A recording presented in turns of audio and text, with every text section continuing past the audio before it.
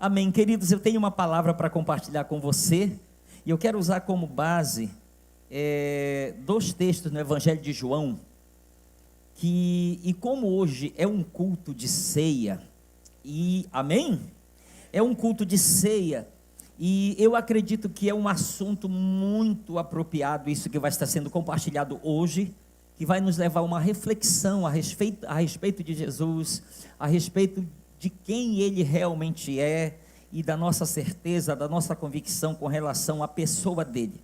Você vai entender sobre aquilo que eu vou estar compartilhando hoje. Eu quero usar como texto João, capítulo de número 7, do versículo 30 até o 32.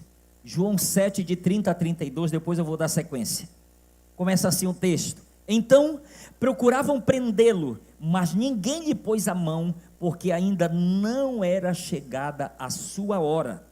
E contudo, muitos dentre a multidão creram nele e diziam: quando vier o Cristo, fará porventura maiores sinais do que este homem tem feito? Os fariseus, ouvindo a multidão murmurar estas coisas a respeito dele, juntamente com os principais sacerdotes, enviaram guardas para o prenderem. Agora eu quero que você pule para o versículo de número 45 em diante do capítulo 7 ainda, a partir do versículo 45. Voltaram, pois, os guardas à presença dos principais sacerdotes e fariseus, e estes lhes perguntaram: por que não o trouxestes? Responderam eles: jamais alguém falou como este homem. Replicaram-lhes, pois, os fariseus: será que também vós fostes enganados? Porventura creu nele alguém dentre as autoridades, ou algum dos fariseus? Quanto a esta plebe, que nada sabe da lei, é maldita. Ok? O tema da nossa palavra de hoje é: será que fomos enganados por Jesus?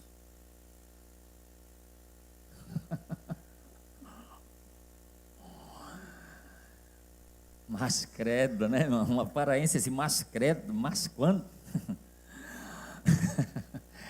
Olha aqui para mim. Pastor, por que você está trazendo isso aqui? Preste atenção à pergunta que eles fazem. As autoridades, os principais sacerdotes: será que também vós fostes enganados? Pegue isso aqui comigo, o também. Ele está dizendo: vocês foram enganados assim como outros já foram? Pegou também aí? Vocês também foram enganados? Então eu quero trabalhar com você um pouco em cima disso, para que a gente possa refletir sobre esse texto, sobre o que ele nos transmite, a mensagem que ele nos passa aqui. Queridos, em outras versões, essa pergunta, ela diz assim: então, vocês já foram enganados? Segunda versão: será que vocês também foram enganados? E uma outra versão: vocês se deixaram enganar como o resto da gentalha? Lembrei do seu Madruga, né? É uma versão, literalmente é uma versão da Bíblia que fala gentalha. Agora olha aqui para mim, essa última versão diz: vocês se deixaram enganar. Porque é uma diferença, existem aqueles que são enganados, e existem aqueles que se deixam enganar. E é esse questionamento: vocês foram enganados ou vocês se deixaram enganar por esse Jesus? Porque os soldados, eles estão saindo aqui com uma missão de prender Jesus, mas eles voltam sem Jesus, e eles levantam o questionamento: por que vocês não o trouxeram? Aí eles dizem: ninguém nunca falou como este homem. Quando ele fala a plebe, ele diz que foi somente a plebe que creu em Jesus. E ele levanta o questionamento e pergunta: procura saber se alguma das autoridades, dos fariseus, creu nele. Se alguém, pelo menos das autoridades, lá da elite, creu nele.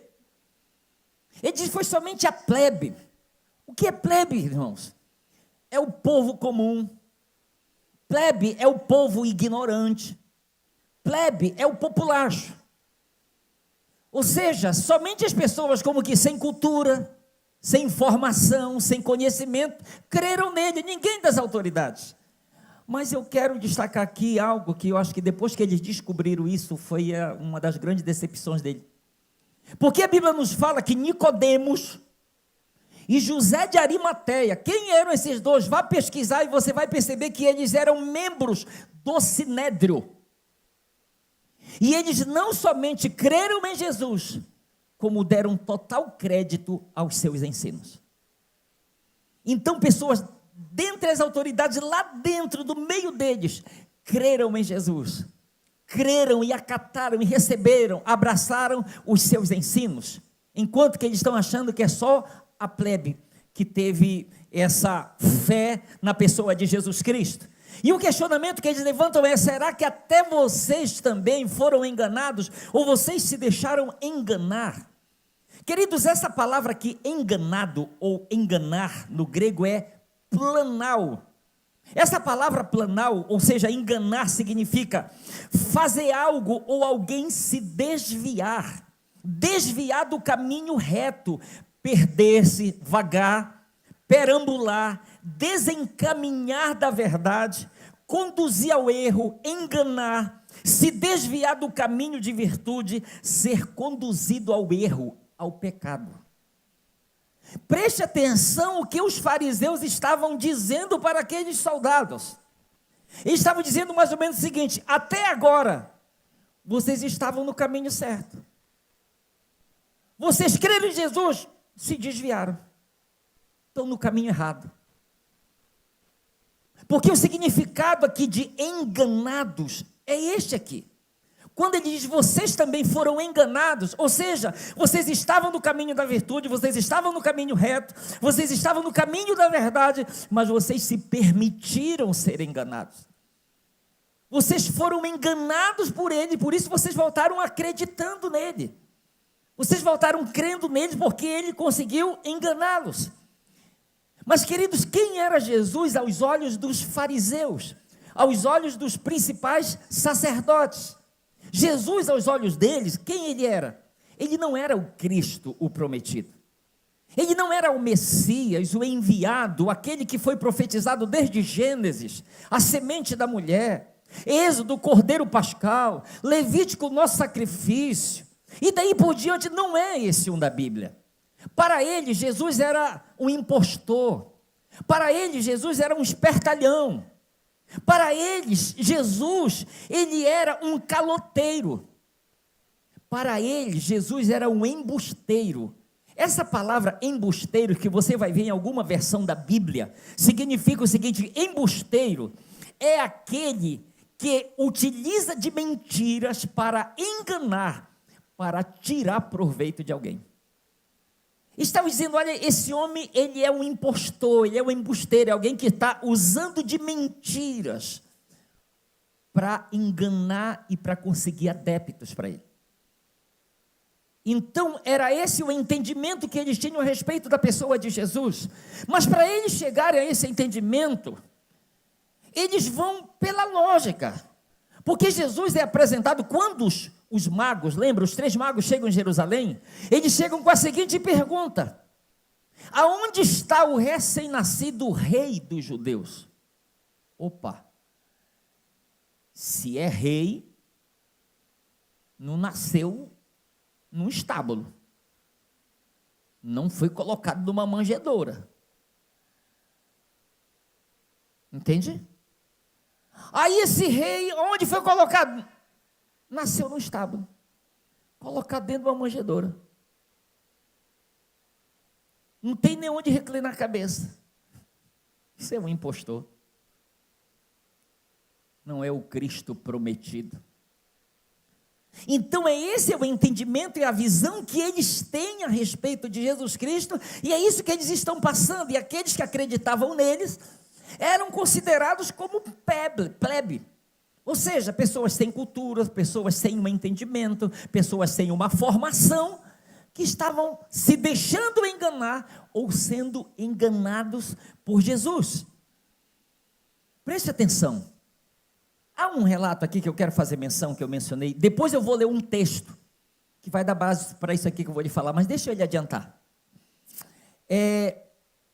Há um relato na Bíblia a respeito de João Batista, que João Batista ele foi o precursor de Cristo, aquele que veio na frente e anunciava, veio para preparar a vinda do Messias, ok? Então, preste atenção nisso aqui que é muito importante que eu vou lhe dizer.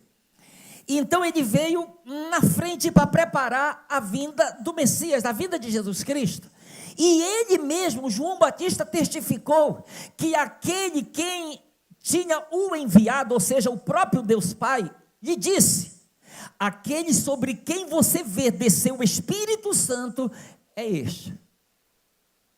E ele teve tamanha convicção disso, que quando ele está batizando no Rio Jordão, Jesus vem ao encontro dele para ser batizado. Qual é a declaração que ele faz diante de todos? Eis o Cordeiro de Deus que tira o pecado do mundo. Sim ou não? Isso foi em um dia. A Bíblia nos registra, eu estou falando do capítulo 1 do Evangelho de João. A Bíblia nos registra que no dia seguinte, lá estava João Batista com 2 dos seus discípulos. E Jesus vai passando e ele confirma novamente: eis o Cordeiro de Deus que tira o pecado do mundo. Preste atenção no que eu estou lhe falando. Ok, ele faz tudo isso. Ele revela, ele tem revelação de quem é o Cristo, e ele também revela para os seus discípulos e seus ouvintes quem é o Cristo. Ok, os dias se passam, João Batista é preso, e João Batista está lá na prisão, e lá na prisão, ele ouve falar do que Jesus está fazendo. E ele chama 2 dos seus discípulos e envia até eles com a seguinte mensagem: diga-nos, tu és o Cristo que havia de vir, ou devemos esperar por outro? Ué, mas antes eu não tinha convicção de quem ele era? E por que agora eu estou questionando as minhas próprias convicções e certezas? Eu aprendi uma coisa no seminário, quero que você guarde isso. Cuidado para você não perder nas trevas aquilo que você adquiriu na luz. Vou repetir. Cuidado para você não perder nas trevas aquilo que você adquiriu na luz. João Batista, fora da prisão, ele tem revelação de quem é Jesus. Na prisão, que representa o dia mau, dia de trevas, dia das dificuldades, das lutas, ele está questionando: é o mesmo? É ele mesmo? Ou ainda virá outro? Queridos, eu estou lhe falando das dúvidas, eu estou lhe falando das provações, das tentações, dos dias de trevas, do dia mau, porque Paulo, em Efésios capítulo 6, ele diz: portanto, tomai toda a armadura de Deus para que possais resistir no dia mau. Então esse dia mau, todo cristão passa por ele, a gente não deseja, a gente não profetiza que isso aconteça, mas acontece isso. E João Batista, ele está vivendo esse dia mau, ele está vivendo esse dia, e às vezes as dúvidas, os problemas que parecem insolúveis, as incertezas, os questionamentos, eles começam a surgir.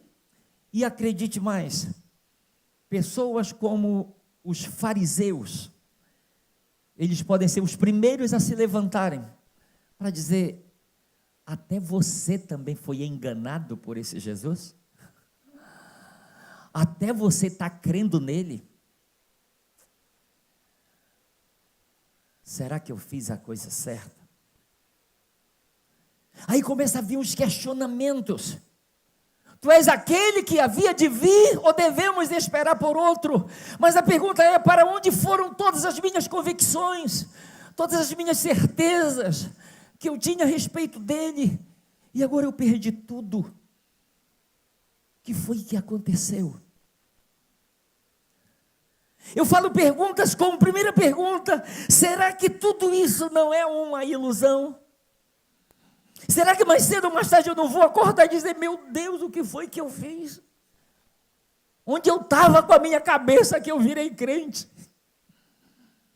Que eu criei em Jesus, que eu recebi Jesus como Senhor e Salvador da minha vida. Onde era que eu estava com a minha cabeça que eu fiz uma coisa dessa? Uma outra pergunta: será que eu não me permiti ser iludido, enganado por Jesus e pelos seus ensinos? Será que eu não permiti que isso acontecesse? Será que vale a pena eu continuar me abstendo, me privando de tantas coisas das quais eu poderia estar desfrutando, enquanto ainda eu tenho saúde e vigor?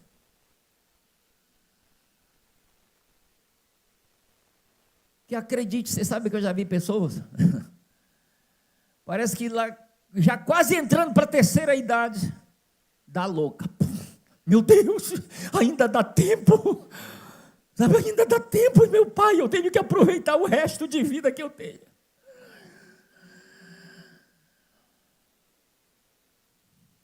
Será que eu não estou perdendo o meu tempo seguindo e servindo a Jesus?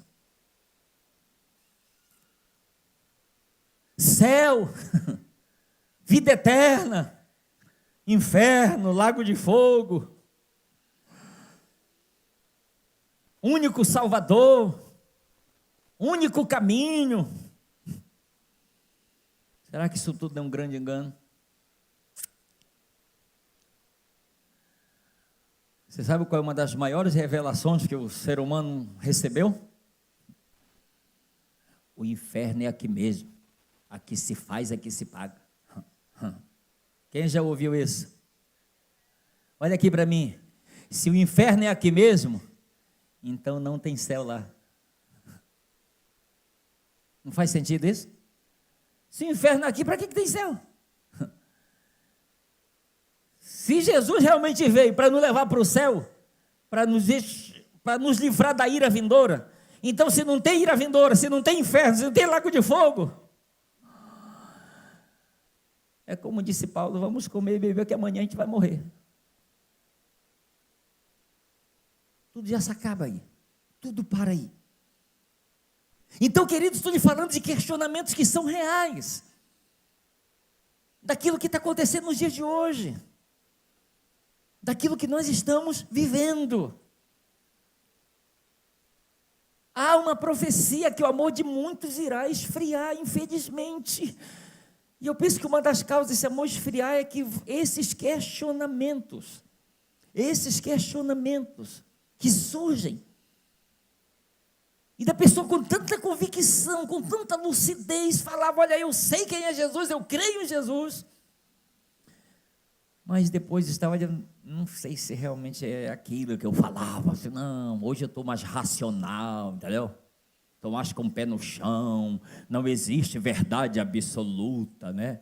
Então, né, ser certinho demais, sabe? Entendeu como é que é? Então, infelizmente, existem aqueles que estão dizendo: sim, eu fui enganado por Jesus por todo esse tempo, e eu estou estragando a minha vida, estou estragando a minha juventude. Gente, imagina, eu tenho 35 anos de crente. Aí tem gente que diz: pastor, não tenho nem isso de vida. Quando você ainda estava sendo planejado, eu já era crente. Eu tenho 54 anos de idade, 35 anos de crente. Confiei minha vida para Jesus com meus 19 anos, como diz o pessoal, na flor da juventude. Naquele momento em que eu podia estar desfrutando, né, da vida e tanta coisa que tem aí para oferecer. Virei crente. Não é assim? Poxa, quando estava no melhor, virei crente. Parece que é assim que alguns reagem, parece que é um peso. Tu é crente? É.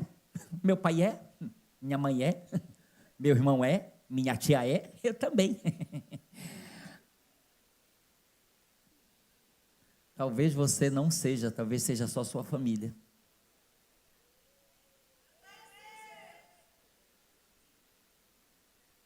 Se é tão pesado para você esse nome, talvez você não seja, talvez seja só a sua família. Porque não é para ser pesado, é para ser leve. É para ser leve. Amém? É para ser leve, queridos. Eu acabo viajando às vezes. Eu acabo viajando na Bíblia e eu pergunto, sabe, eu estou falando do que foi confiado a mim escrito. Mas eu fico perguntando, e se a gente fosse perguntar para pessoas que conviveram com Jesus?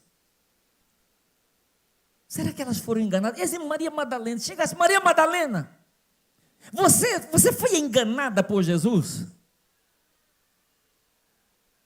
Não, foi não. Quando todo mundo queria me apedrejar, ele foi o único que me perdoou. Ele expulsou de mim 7 demônios. E me deu o privilégio de me tornar uma seguidora dele. E mais, eu tive o privilégio de ser a primeira que viu ele ressuscitado dentre os mortos. Vamos caminhar mais um pouco. Se a gente chegasse, sabe com quem? Com o Zaqueu. Zaqueu, você só queria ver quem era Jesus. O que foi que aconteceu contigo, homem? O Zaqueu vai lá só para ver quem é Jesus lá de cima. Você foi também enganado. Sabe o que eu imagino que Zaqueu iria dizer? Gente, eu estou falando da palavra. Eu imagino que Zaqueu iria dizer, não fui enganado não. Você sabe, quando todo mundo me chamava de pecador, ele foi o único que disse, desce da árvore porque hoje eu quero ficar na tua casa. Ele foi o único que disse, eu vim buscar e salvar o que se havia perdido. Ele foi aquele que disse, hoje houve salvação nesta casa. E se a gente fosse caminhar, Saulo de Tarso, você também foi enganado por esse Jesus? Não, não fui não. Porque no outro tempo eu fui blasfemo, fui insolente, fui perseguidor, fui ignorante. Mas a sua graça e a sua misericórdia me alcançaram. Eu que era o principal de todos os pecadores, Ele me alcançou com sua graça e com o seu perdão, e me considerou fiel e me designou para o ministério, para que eu pudesse me tornar um dos maiores missionários que o mundo já conheceu. E a minha pergunta é, e você? Você foi enganado por Jesus? Você foi enganada por Jesus? Eu poderia lhe mencionar vários exemplos aqui da Bíblia, de pessoas que teriam uma resposta para nos dar, diante das afrontas que sofremos e que iremos ainda sofrer até Jesus voltar. Mas eu quero te dizer que existe uma coisa que pode prevalecer, é a convicção, é a certeza plena no nosso espírito. Evangelho de João, capítulo 6, versículo 66, está escrito, ouça, à vista disso, muitos dos seus discípulos o abandonaram e já não andavam com ele. Escute-me, se você for ler o Evangelho de João, começando lá do versículo 1, você chega no versículo 12, você vai ver que está escrito, numerosa multidão o seguia, por causa dos milagres que haviam visto ele fazer na multiplicação dos pães, na cura dos enfermos. Porém, esta mesma multidão, quando chega aqui no versículo 66, você sabe como ela é chamada? De discípulos, seguidor, aprendiz, alguém que dá crédito aos ensinos do seu mestre. Eram seguidores dele, discípulos que decidiram abandoná-lo, que já não estavam mais com ele. Houve um momento que aconteceu uma ruptura. A partir de agora, Jesus, nós não vamos mais te seguir. Estamos virando as costas, estamos mudando a rota. Estamos seguindo por um outro caminho. E aqui, quando ele chega com a pergunta diante dos soldados, Jesus conseguiu enganar vocês também. Eu quero que você guarde essa frase aí, por favor, que o Espírito Santo me deu, escute. não fomos enganados por Jesus, fomos sim alcançados pelo seu amor. Vou repetir, nós não fomos enganados por Jesus, fomos sim alcançados pelo seu amor. Vou parafrasear aqui agora. Imagina os fariseus chegando lá, as autoridades com os soldados. Eu quero que vocês vão e prendam Jesus. Soldado. Sim, senhor. Aí eles voltam de lá assim.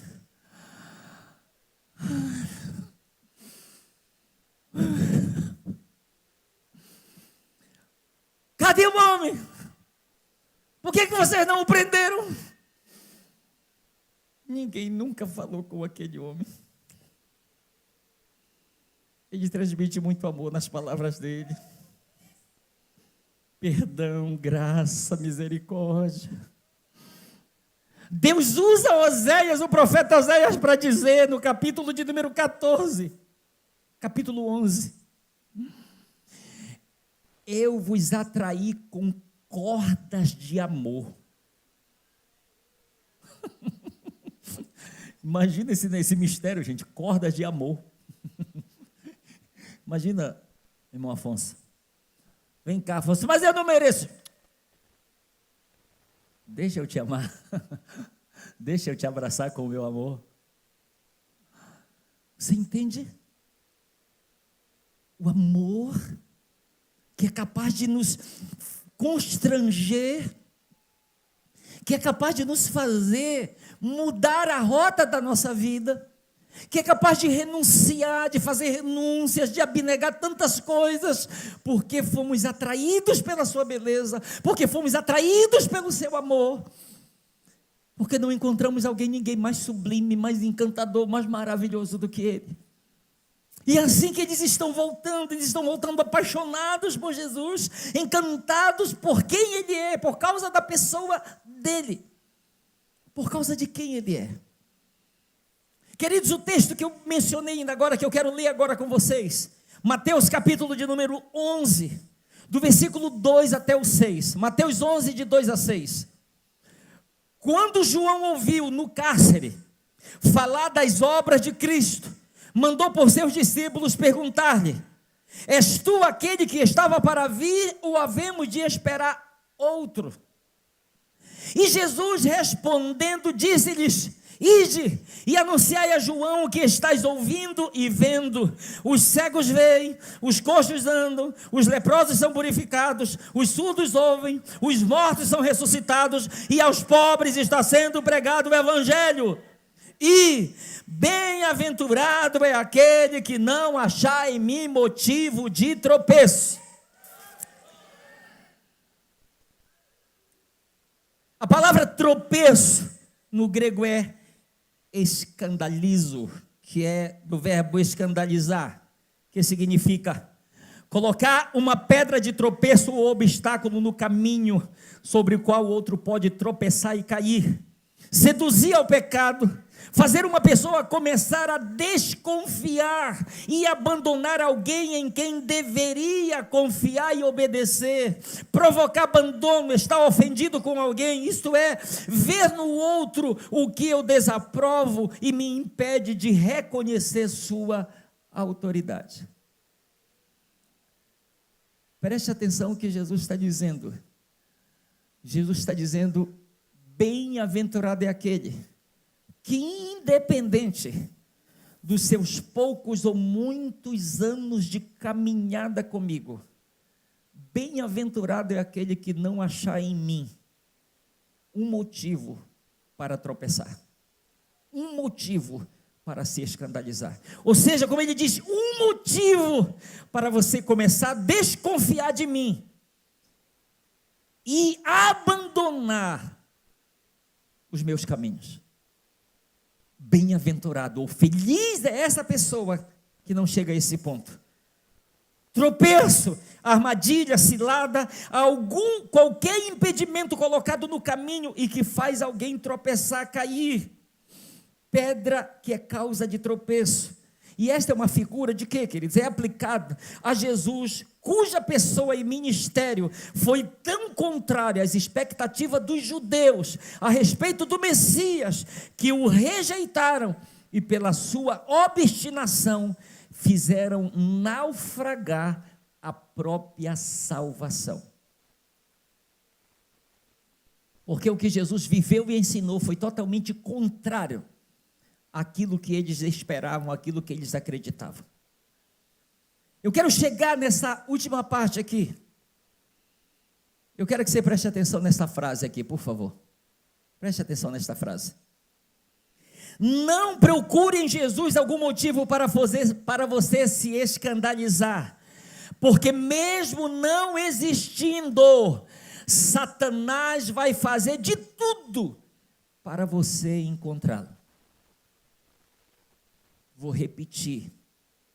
Não procure em Jesus algum motivo para você se escandalizar, porque mesmo não existindo, Satanás vai fazer de tudo para você encontrá-lo. Certa feita, diante do ensino de Jesus, lembra o jovem rico, chegou com Jesus, bom mestre, que devo fazer para ser salvo? Jesus disse, observa os mandamentos, não matarás, não adulterarás, não furtarás, não dirás falso testemunho, honrar teu pai e tua mãe. E ele disse, Senhor, tudo isso tenho observado desde a minha infância. Aí Jesus diz, uma coisa ainda te falta, vai e vende tudo que tem, distribui entre os pobres, então tu terás um tesouro no céu, depois vem e segue-me. E as escrituras nos afirmam que aquele jovem, por ser dono de muitas propriedades, vira as costas para Jesus e vai embora. E Jesus faz uma declaração que assusta os próprios discípulos. Jesus disse, em verdade eu vos digo que é mais fácil um camelo passar pelo fundo de uma agulha do que um rico entrar no reino dos céus. E quando os discípulos ouviram aquilo, eles questionaram Jesus, Jesus sendo assim, quem poderá ser salvo? E Jesus disse, aquilo que é impossível para os homens é possível para Deus. E quando eles ouvem isso, eles tomam uma decisão. Eles dizem, Senhor, eis que nós deixamos tudo e te seguimos. O que será, pois, de nós? Vou repetir a pergunta, eu vou lhe dar a resposta. Pedro toma a frente e diz, Senhor, eis que nós deixamos tudo para te seguir. O que será, pois, de nós? E Jesus olha para eles e diz, em verdade eu vos digo, que aquele que deixar casa, pai, mãe, irmãos e bens, e vai dando uma série de coisas, e diz, por minha causa, achará nesta vida, encontrará, receberá nesta vida 100 vezes mais, e no porvir, a vida eterna. E no porvir, ele sela com isso, e no porvir, a vida eterna. O pastor Lucas Huber, o fundador da Missão Paz na Bacia Amazônica, nosso líder, quem já fez o café com o pastor, já participou, já viu vídeos dele voando no ultraleve, ele dizia algo que tem um significado muito profundo. Ele dizia assim, Jesus não nos chamou para uma vida fácil, mas Ele nos chamou para uma vida que vale a pena. Amém?